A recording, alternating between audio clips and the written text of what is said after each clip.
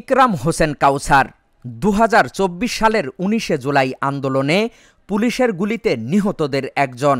তিনি কবি নজরুল কলেজের অর্থনীতি বিভাগের স্নাতকোত্তরের শিক্ষার্থী ও বই পড়ুয়াদের সংগঠন বাংলাদেশ রিটসের নিয়মিত সদস্য ছিলেন।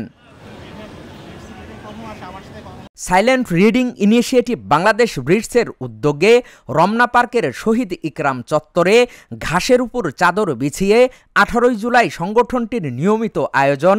নীরবে বই পড়ার অভ্যাস শেষে শহীদ ইকরামের জন্য দোয়া করা হয়। স্মরণ সভায় বক্তারা শহীদ ইকরাম হোসেন কাউসারের স্মৃতিচারণ করে তার পরিবারের পুনর্বাসন ও বৈষম্যহীন বাংলাদেশ গড়তে সরকারের কাছে দাবি জানান। উনি হচ্ছে পরিবারের একজন পড়াশোনা শেষ করে পরিবারকে দিবেন এই ধরনের একটা অবস্থায় উনি ছিলেন, বিসিএস এর জন্য প্রিপারেশন নিচ্ছিলেন এবং উনি বাংলাদেশ রিটসের একজন নিয়মিত সদস্য। তো উনি আমাদের এখানে আসতেন, ওনাদের পরিবার সম্পর্কে আমরা জানতাম। ওনার স্বপ্ন ছিল একজন বিসিএস ক্যাডার হওয়া, সেই জন্য উনি পরিশ্রম করছিলেন। এর মধ্যে যখন জুলাই আন্দোলন শুরু হলো, তো তখন হচ্ছে উনি সক্রিয়ভাবে আমাদের বাংলাদেশ রিটসের অনেক ছেলে মেয়ে, ইভেন আমি সহ আমরা সবাই এই জুলাই আন্দোলনে যুক্ত হয়েছিলাম।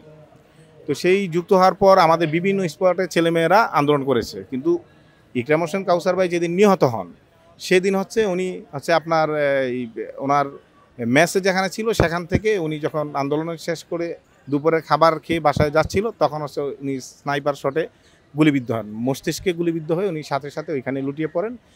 তারপরে হচ্ছে লোকজন তাকে যখন আপনার হাসপাতালে নিয়ে যায়, ডাক্তার তাকে মৃত ঘোষণা করে। তো এইভাবে হচ্ছে একজন আমরা শহীদকে, আমাদের একজন পরিবারের মেম্বার সদস্যকে আমরা হারাই। এই পরিবারের সদস্যকে হারানোর পর বাংলাদেশ রিটস অত্যন্ত মর্মাহিত হয় এবং হচ্ছে আমরা তখন পরিবারের সদস্য হিসেবে মারা যাওয়ার পর হাউমাউ করে কান্না করে, অথবা হৃদয়ের মধ্যে যে একটা আলোড়ন তৈরি হয়, এরপরে বাংলাদেশ রিটস আরও বেশি করে আন্দোলনে ঝাঁপিয়ে পড়ে এবং জীবন মৃত্যুর মায়া ত্যাগ করে দিয়েই আমরা দাঁড়াই এবং আমাদের অনেক ছেলেরা সেখানে আহত হয়েছে। উনি ছিল পরিবারের বড় ছেলে, ওনার বাবা ছিল একজন এই মসজিদের ইমাম, হ্যাঁ, ধার্মিক পরিবার। ওনার মা হচ্ছে ওনার নাম শুনলেই কান্না করে। আমরা যখন গিয়েছি ওনাদের সাথে কথা বলার মতো পরিবেশ ছিল না। তো আমরা জানতে চেয়েছিলাম সরকারের পক্ষ থেকে কোনো প্রকার অনুদান তারা পেয়েছে কিনা। তো পরবর্তীতে তৎকালীন সময়ে তারা বলেছে যে আমরা কারো কাছ থেকে কোনো প্রকার অনুদান বা ১ টাকা সাহায্য পাইনি। ইভেন ইকরাম হোসেন কাউসারের ডেথ সার্টিফিকেটটা পর্যন্ত সরকার তখনও পর্যন্ত দিতে পারেনি। আমরা সেপ্টেম্বরে গিয়েছিলাম। তারপরে আমরা ওই ওনাদের পক্ষ থেকে, পরিবারের পক্ষ থেকে একটা অনুরোধ ছিল যে আপনারা এসেছেন, আপনাদের ক্ষমতা কতদূর আমরা জানি না, কিন্তু আমাদের ছেলেটার অন্তত ডেথ সার্টিফিকেটটা আপনারা দেওয়ার ব্যবস্থা করেন। আমরা ঢাকায় ফিরলাম। ঢাকায় ফিরে আমাদের টিম সলিমুল্লাহ কলেজে গেল। সেখানে অনেক ধরনের ঘটনা, আমরা সব বলে শেষ করতে পারবো না। আমরা অনেক বাধাগ্রস্ত হয়েছি। তারা এই নিয়ম দেখাচ্ছে, সেই নিয়ম দেখাচ্ছে। সর্বশেষ আমাদের বাংলাদেশ রিটসের নিয়মিত সদস্য কোর মেম্বার আরমানুল হক, বাংলাদেশ ছাত্র ফেডারেশনের ঢাকা বিশ্ববিদ্যালয় আহ্বায়ক, তাকে আমি পাঠালাম। পাঠানোর পরে সেখানেও বলতেছে আপনার একজন সমন্বয়ককে ফোন দেন। তখন উনি রেগে গেলেন যে আমরা যদি এখনও সমন্বয়ককে ফোন দেওয়া লাগে, আগে ছাত্রলীগকে ফোন দেওয়া লাগতো, আওয়ামী লীগকে ফোন দেওয়া লাগতো।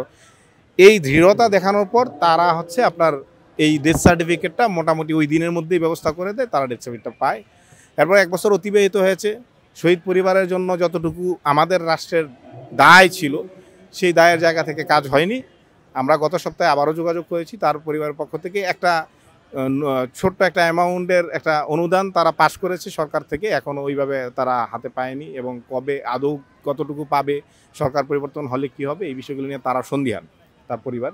ইকরাম হোসেন কাউসার যেই বৈষম্যহীন বাংলাদেশের জন্য জীবন দিয়েছে, সেই বৈষম্যহীন বাংলাদেশ 10 মাস পর আমরা কতটুকু পেয়েছি, এই বিষয়ে জাতির বড় একটা প্রশ্ন আছে, আমাদের বড় একটা প্রশ্ন আছে। গত বছর এই দিনের কথা কেউই অজানা নয়। মোটামুটি বাংলাদেশের সব মানুষই জানে ভয়াবহ এই দিনের কথা। সো স্পেশালি আমি এখন আজকে এখানে বাংলাদেশ রিটসের পক্ষ থেকে একজনের নাম মেনশন করতে চাই, ইকরাম ভাইয়া, শহীদ ইকরাম ভাইয়া, যিনি আমাদের বাংলাদেশ রিটসের নিয়মিত একজন সদস্য ছিলেন। খুবই মিশুক প্রকৃতির ছিলেন, ফ্রেন্ডলি ছিলেন, যে সবসময় স্বপ্ন দেখতো একটা বৈষম্যহীন সুন্দর বাংলাদেশের।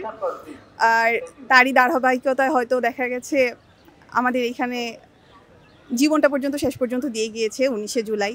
18 তারিখ পর্যন্ত হচ্ছে আমাদের এখানে অ্যাক্টিভ ছিল, ফেসবুক স্ট্যাটাসে আমরা দেখেছি তাকে অ্যাক্টিভ থাকতে। বাট তারপর তো হচ্ছে যখন নেট অফলাইন হয়ে যায় আমরা সবাই বিচ্ছিন্ন হয়ে যাই, সামাজিক মাধ্যমে কেউ কারোর সাথে কানেক্টেড ছিলাম না। সো তার বেশ কিছুদিন পর জানতে পারি 19শে জুলাই ভাইয়া শহীদ হয়েছেন, জীবন দিয়ে দিয়েছে সেই সোনার বাংলাদেশ গড়ার জন্য। যদি বলতে চাই আসলেই না, এইটা একদম পুরোপুরি বৈষম্য শেষ হতে এটা আরও অনেক সময় লাগবে। অ্যান্ড সেই লক্ষ্যে আমাদের কাজ করে যেতে হবে। যেই স্বপ্ন ইকরাম ভাইয়া দেখতো, যেই স্বপ্ন বাংলাদেশের প্রতিটা তাজা প্রাণ দেখে, তাজা প্রাণ যে ঝরে গেছে, যারা সব তরুণ যারা দেখতো অ্যান্ড আমরা যারা দেখি, অ্যাকচুয়ালি আমরা চাই যে সেই সোনার বাংলাদেশ, এই বৈষম্যহীন সুন্দর বাংলাদেশ গড়ার লক্ষ্যে আমরা ততদিন কাজ করে যাই, সবাই কাজ করে যাই। এই আহ্বানটা আমাদের সবার প্রতি থাকুক অ্যান্ড সবার প্রতি রইল। যতদিন পর্যন্ত আমরা সেই বৈষম্যহীন সুন্দর বাংলাদেশ না পাবো, আমাদের এই দৃঢ় প্রতিজ্ঞাটা যাতে হোক, প্রতিটা স্পন্দনে, প্রতিটা ভাবনায় যাতে আমাদের স্বপ্নের বাংলাদেশ গড়ার যে প্রত্যয় সেটা যাতে অবিচল থাকুক, এই কামনা ব্যক্ত করি। ইকরাম হোসেন কাউসার 2024 সালের উত্তাল জুলাইয়ের 19 তারিখে জগন্নাথ বিশ্ববিদ্যালয় এলাকায় মাথায় গুলিবিদ্ধ হয়ে নিহত হন। তার সতীর্থরা জানান এই হত্যাকাণ্ডে জড়িতদের দ্রুত বিচার করতে হবে। রিটসের একজন নিয়মিত সদস্য ছিলেন, উনি গত বছর নিয়মিত বাংলাদেশ রিটসে আসতেন এবং ওনার রিটসের থ্রুতে ওনার সাথে আমাদের মূলত পরিচয় আর কি। ওনার সাথে আমার খুব গুরুত্বপূর্ণ এবং ভালো কিছু সময় কাটছে আর কি। উনি রেগুলার বাংলাদেশ রিটসে আসতেন, বই পড়তেন, কথা বলতেন এবং সম্পর্কটা আমাদের খুব অল্প দিনের হলেও ওনাদের সাথে ভালো একটা আমাদের পরিচয় হয়ে গিয়েছিল আর কি। যাই হোক, ওনার সাথে আমরা বিভিন্ন জায়গায় ঘুরতে গিয়েছি, আমাদের ভালো বন্ডিং হয়েছে। আমরা গত বছর 5ই জুন মাওয়া গিয়েছিলাম, ঘুরতে গিয়েছিলাম। সেই দিন মূলত ফ্যাসিস্ট হাসিনা সরকার কোঠার যে পুনর্বহালটা করলেন আর কি। সেদিন আমরা অনেক আলোচনা করেছিলাম এইসব নিয়ে। পরবর্তীতে আমরা আবার ঢাকায় আসলাম, আসার পরে উনি বিভিন্ন আন্দোলনে জড়িত ছিলেন, আন্দোলনে গিয়েছিলাম, আমরা খোঁজখবর নিতাম কী অবস্থা, ভাই আন্দোলন কেমন হচ্ছে। উনি প্রথম থেকে আন্দোলনে জড়িত ছিলেন আর কি। তো দুঃখের বিষয় হচ্ছে গত বছর 19শে জুলাই পুলিশের গুলিতে পুরান ঢাকা লক্ষ্মীবাজার ওনার নিজ কলেজের সামনে উনি নিহত হন। আরও দুঃখের বিষয় হচ্ছে যে আমরা ওনার মৃত্যুর নিউজটা পেয়েছিলাম 5 থেকে 6 দিন পরে, কারণ আপনারা জানেন যে ওই 5 দিন বা 6 দিন ইন্টারনেট বন্ধ ছিল আর কি। তো এই বন্ধের কারণে আমরা নিউজ, একজন মানুষ যে মারা গেলেন তো ওনার নিউজটা পর্যন্ত আমরা পাই নাই, 5-6 দিন পরে পাইতে হয়েছে আর কি। তো এটা আমাদের জন্য খুবই দুঃখজনক একটা বিষয়। এবং আরও দুঃখজনক বিষয় হচ্ছে আজকে 1 বছর হয়ে গেছে, এখনও পর্যন্ত ওনাদের পরিবারের কোনো পুনর্বাসন, দৃশ্যমান কোনো পুনর্বাসন আমরা দেখতে পাইনি। গত বছর আমরা রিটসের থ্রুতে অক্টোবরে আমরা গিয়েছিলাম, আমরা বাংলাদেশ রিটসের থ্রুতে ব্যক্তি উদ্যোগে যতটুকু পেরেছি আমরা সহযোগিতা করেছি। সরকার থেকে এখন পর্যন্ত আহামরি কোনো কিছু সহযোগিতা করা হয়নি। ওনার বাবা থেকে শুনতে পেরেছি 10 লক্ষ টাকার একটা ক্যাশ বা কী জানি সঞ্চয়পত্র, যেটা 2030 সালে পরে দেওয়া হবে আর কি। সো এটা খুবই দুঃখজনক। আমার একটাই চাওয়া, বাংলাদেশ রিটসের একটাই চাওয়া, ওনার এই মৃত্যু, অকাল মৃত্যুর পরিপূর্ণ বিচার হোক, সুষ্ঠু তদন্তের মাধ্যমে বিচার হোক এবং ওনার আত্মার মাগফিরাত কামনা করছি। নিয়মিত একজন পাঠক ছিলেন, যিনি এখানে এসে আমাদের সাথে বই পড়ায় সঙ্গ দিতেন। তো আন্দোলনের আগে শেষ 4 জুলাই উনি টিএসসিতে আমাদের ওই দিন কার্যক্রম হয়, ওখানে উনি আসেন। পরে আমরা একসাথে টিএসসির মোড়ে চা খেয়ে ওনাকে বিদায় দিই। তা আন্দোলনের মধ্যে আমাদের যোগাযোগ ছিল, আমরা জানতাম যে উনি নিয়মিত আন্দোলনে অংশ নিচ্ছেন। এর মধ্যে 18 জুলাই ইন্টারনেট যখন বন্ধ হয়ে যায়, তারপর আমাদের আসলে যোগাযোগটা এক প্রকার বিচ্ছিন্ন হয়ে যায়। এরপর ইন্টারনেট যখন ফেরত আসে জুলাই শেষের দিকে, তখন আমরা অন্য একটা মাধ্যম থেকে জানতে পাই যে উনি শহীদ হয়েছেন। এবং আমরা একটা ভিডিও দেখতে পাই যেখানে হচ্ছে ওনার লাশটা রাস্তায় পড়ে আছে। ইভেন ওনার মাথায় এমনভাবে গুলি করা হয়েছিল, গর্ত হয়ে গিয়েছিল, যেটা থেকে ইকরাম ভাই এখানে আমাদের নিয়মিত একজন সদস্য ছিলেন। তারপর উনি আমাদের কয়েকজন সদস্য সহ মাওয়া ঘুরতে গিয়েছিলেন, ওখানে তাদের সাথে ভালো স্মৃতি ছিল। আর এখানে বই পড়ার, এখানে উনি পাঠচক্র আমাদের অংশ নিতেন। উনি পুরোদস্ত একজন বইপ্রেমী ছিলেন এবং উনি দেশের প্রতি ওনার ভালোবাসা সবসময় ছিল এবং উনি একটা জিনিস বিশ্বাস করতেন যে এই দেশে আসলে একদিন পরিবর্তন আসবে, এরকম কিছু উনি বিশ্বাস করতেন। আর খুবই প্রাণচাঞ্চল্য ভরা একজন মানুষ ছিলেন এবং খুবই মিশুক প্রকৃতির ছিলেন। সবার সাথেই ওনার খুব ভালো সম্পর্ক ছিল বলা যায়। ইকরামের গ্রামের বাড়ি ফেনী জেলার পরশুরাম থানার চিথলিয়া ইউনিয়নের রাজেশপুর গ্রামে। পরিবারের বড় ছেলে ইকরামকে হারিয়ে বাবা মা এখন পাগল প্রায়।